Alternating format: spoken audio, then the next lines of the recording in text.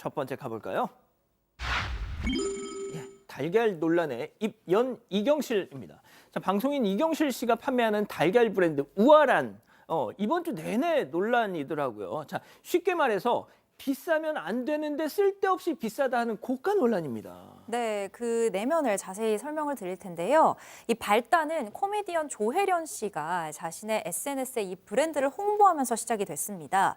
조혜련 씨가 공개한 사진 속 달걀의 난각 번호가 4번으로 확인이 됐는데요. 이 난각 번호, 달걀 사육 환경을 나타내는 지표예요. 4번이면 마리당 0.05제곱미터, 아주 좁은 케이지에서 길러졌다는 의미고요. 이게 가장 낮은 수준의 사육 환경이라고 합니다.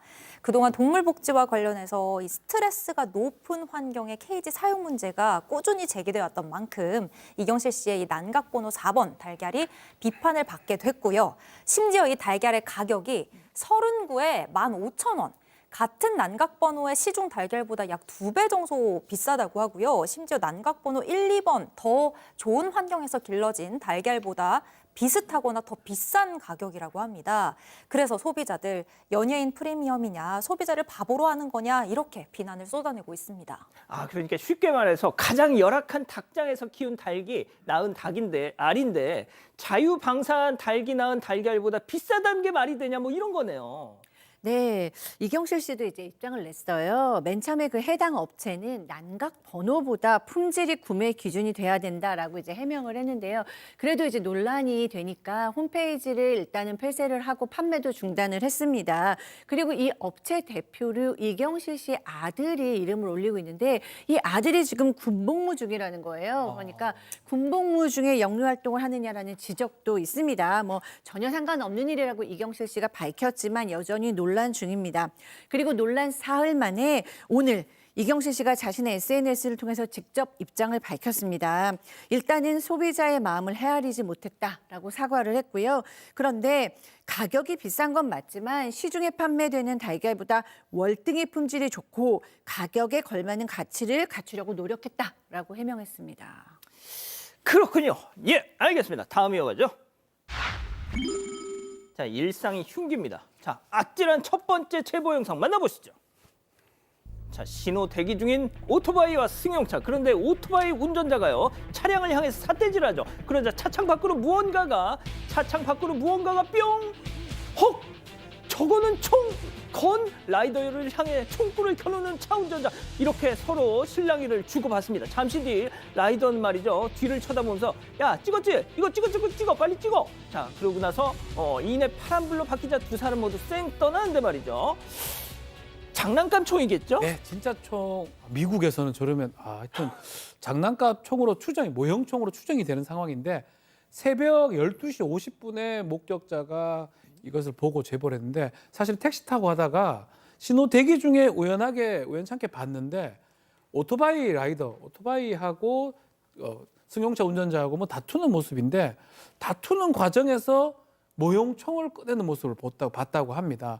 근데 분명히 확인했던 거는 그냥 장난치는 상황 아니었고 진짜로 실랑이가 있었던 걸로 보이고, 확실히 분쟁 중에 오토바이 라이더도 지금 저렇게 얘기하지 뭐 손짓하지만 운전자는 실제로 총을 꺼냅니다. 저기 뭐 발산하지 않을 것 같은데 장난 같지 않았다고 합니다. 예, 두 번째 제보 사진 만나보시죠. 자, 어느 아파트 단지 내 놀이터입니다. 자, 남학생이요, 휴대폰을 들고 어디인가 통화를 하고 있죠. 자, 그런데 그 옆에 보이는 거 뾰족하고 날카로운 흉기, 바로 저 통화 중이던 학생에서 뺏은 건데요. 그런데 저 녀석 아이씨, 장난감 좀 휘둘렀는데 웬 참견이야. 저리 꺼줘. 네가 담탱이야? 내놔 빨리. 자, 여기서 더 황당한 거, 저 녀석 엄마의 반응. 그렇습니다. 이 일이 지난 9월에 서울 종로에 있는 한 아파트 단지 놀이터에서 벌어진 일이고요. 제보자가 당시 현장에 있다가 이 중학교 2학년 학생이 나무를 찌르고 근처에 있던 어린아이들을 막 위협하는 행동을 하니까 이걸 참지 못하고 막았습니다. 그래서 저거를 뺏었는데 보니까 장난감이긴 했어요. 하지만 이게 더 딱딱하고 단단하고 날카로우니까 나무에도 손상이 생겼고 또 실제로 어린아이들에게 해를 끼칠 수 있는 그런 상황이었거든요. 그래서 이걸 뺏었더니 저 아이가 전화로 이제 집에도 연락을 하고 조금 전에 소개해드린 그런 이야기들을 한 겁니다.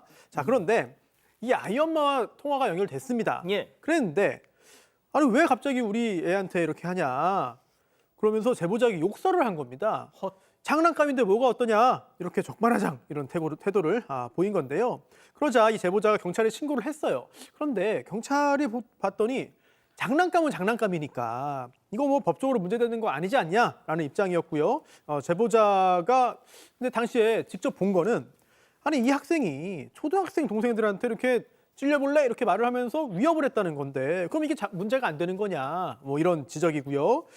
제보자가 국민신고에도 신고를 했습니다. 그걸 올렸고요. 그리고 어제 이 학교 측에서 해당 학생과 학부모와 따로 면담을 했고 추가적으로 교육을 진행하겠다는 답변을 들은 상태입니다. 그렇군요. 예, 알겠습니다. 다음 이어가죠.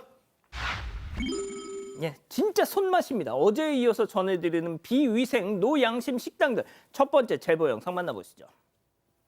자, 어디선가 들려오는 떡떡 소리 진원지를 찾아가 봤더니 똑똑 매장 소리대 한켠에서 손톱을 깎고 있는 직원 발견. 검지, 중지, 약지 돌아가면서 손톱을 깎더니 잘 깎였나 하면서 손톱 체크.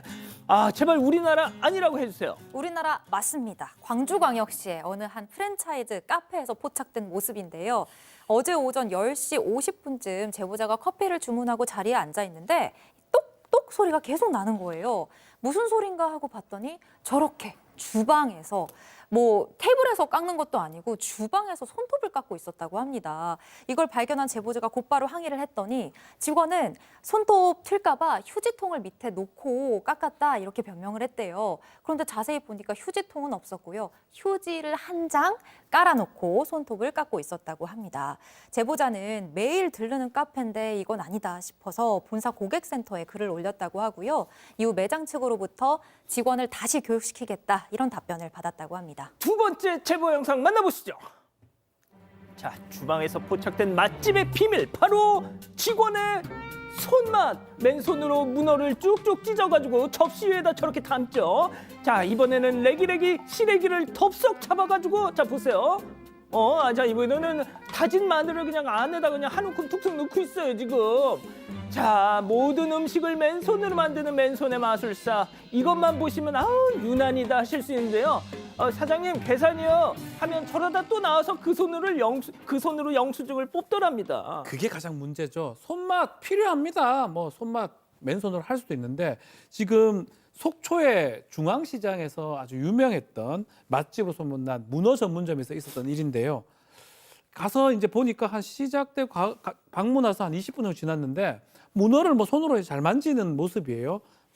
마늘도 손으로 만지고 요리를 하겠다 생각했는데 손으로 100번 양보해서 가능하다고 했는데 문제는 그걸 한 다음에 나와서 서빙도 하고 계산도 하는데 손 씻거나 하지 않고 그냥 그대로 하고 또 요리하러 가고 이거 사실 말이 안 된다 생각이 들어서 다 먹지 못하고 나왔다고 하는데 충격을 좀 받았다고 합니다. 맛집인데 비위생적인 거 아니냐 이렇게 생각이 들었다고 합니다. 그러니까요. 좋습니다.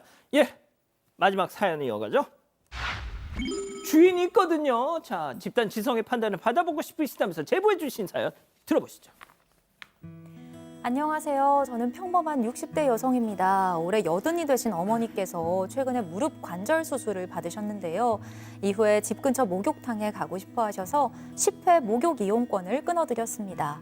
하루는 어머니와 함께 목욕탕에 갔는데요. 어머니 목욕 바구니가 꽤나 무겁더라고요. 그러다가 탈의실 구석 선반 위에 빈자리가 있는 걸 발견했고 어머니께 여기에 두고 다니시면 될 것 같다고 말씀을 드렸습니다. 그런데 그 순간 어떤 여성 한 분이 오더니 어머니 바구니를 글쎄 내동댕이 치는 겁니다. 진짜 웬 말도 없이 남의 자리를 빼앗아요. 죄송해요. 다닌 지 얼마 안 돼서 자기 자리가 따로 있나요? 여기는 내 자리고 여기 저기 다 주인이 있다고요. 저희 어머니도 여기 정기권 끊으셨는데 그럼 혹시 자리 배정받으려면 어떻게 해야 되는지 좀 알려주세요. 신입은 목욕 바구니 못 나요. 그리고는 선반 위에 본인 바구니를 턱하니 올려놓고 가는 겁니다. 너무 황당해서 목욕탕 관리자분께 이 상황을 설명해 드렸더니 오래 다닌 사람 우선으로 바구니를 놓는 목욕탕 규칙이 있다고 하네요. 결국 저는 어머니의 남은 이용권을 모두 환불받고 목욕탕을 나왔습니다. 아무리 목욕탕 텃세가 흔하다곤 하지만 이건 정말 너무 심한 거 아닌가요? 자, 기다리고 기다리셨던 부처 핸즈업 타임 6천여 분의 우리 가족 여러분들 채팅창에 OX로 함께 참여해 보시죠. 먼저 목욕탕 선배입니다. 어딜 감히 버르장머리 없이 남의 자리에 함부로 침을 바르려고 해. 바르기를 여기 다 10년 20년 다닌 사람들이야. 10회 이용권 그까짓 거 대수야. 나 목욕탕에 박은 돈만 차 한 대 값이야. 이거 왜 이래 동그라미. 그렇습니다. 여기서 동그라미 하면 큰일 나. 자, 다음 사연자입니다. 나 원참 살다 살라 동네 목욕탕 바구니 자리 놓고 텃세 부리는 인간들 다 보네. 고작 이딴 데서 골목 대장 노릇하니까 좋냐? 아유 그래 목욕 열심히 해서 할배한테 사랑 많이 받으셔 X. 아유 왜 큰일 날 뻔하셨어 손 변호사님. 네. 제가 목욕탕을 가더라도 바구니를 가지고 가지 않기 때문에 제가 뭐 이 문화를 잘 몰라요. 근데 수영장이나 이제 목욕탕에 이런 텃세들이 있다고는 하는데 제가 당해보지 못했습니다. 그런데 설령 그런 문화가 있다고 아주 마음을 넓게 본다 하더라도 그냥 와가지고 내동댕이 쳤잖아요. 그 자체만으로도 도저히 용납할 수 없다라는 생각이 듭니다. 예, 그 문화를 조금은 아실 것 같아요 우리 교수님. 네, 동네 목욕탕 가면은 여러분들이 막 오셔가지고 너무 꼬치꼬치 물으시고 막 그러세요. 그 좀 불편한 것도 사실인데 어쨌든 뭐 동네 친한 분들이 다 모이시니까 그렇죠. 근데 저는 이 주인이 얘기한 말이 더 충격적이에요. 오래 다닌 사람 우선으로 바구니를 놓는 목욕탕 규칙이 있다. 네, 이런 규칙은 없어야죠. 그러니까 누구나 다 똑같이 차라리 유로로 그냥 이렇게 사물함처럼 만드시든가 이거는 좀 새로 간 사람들한테 불쾌감을 줄 수 있다는 생각 듭니다. 그러니까요 박 변호사님. 그런 룰이 어디 있겠습니까? 그냥 답변하는 과정에서 했던 얘기 아닌가 생각이 들고 실제로 범죄가 될 여지도 있어요. 이렇게 그 아줌마 한 행동들. 그러니까 뭐 그까지 하지 않겠지만 손해배상 청구할 수도 있는 전 상황 아닌가 생각 들어요. 선반이잖아요. 예. 사실은 자리가 없다고 봐야 되고 그럼요. 필요한 자리에 그냥 그날 바꾼다고 그렇게 예측을 하고 또 예상을 하고 움직이는 거기 때문에 아주 불합리해 보입니다. 자, 우리 가족 여러분들 뭐라고 하시나요? 저희 가족 여러분들 많은 분들이 이런 거 처음 들어봤다고 하셔요. 순이손님께서는 목욕탕도 선배 있고 후배가 있나 봐. 이런 거 처음 봤네라고 말씀 주셨거든요. 비타민 누나님. 집밥, 집 욕실이 제일입니다. 진짜 더러워서 안 간다고 말씀 주셨습니다. 그렇군요. 기다리고 있습니다. 사건 반장에 제보해 주십시오.